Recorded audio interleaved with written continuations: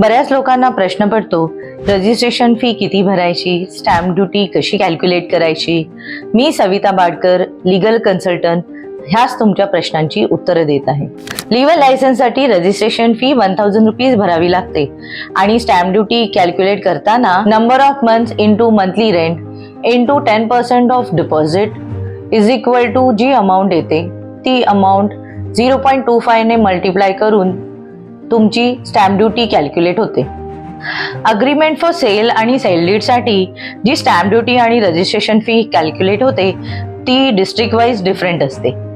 मुंबई आणि मुंबई सबअर्बनसाठी 6% plus 30,000 rupees registration fee ही अग्रीमेंट व्हॅल्यूवर कॅल्क्युलेट होते.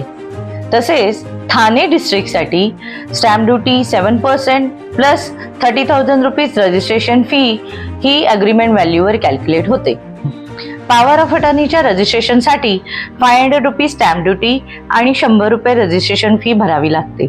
तसेच रिलीज डीडसाठी 500 रुपये स्टॅम्प ड्युटी आणि 1000 रुपये रजिस्ट्रेशन फी भरावी लागते.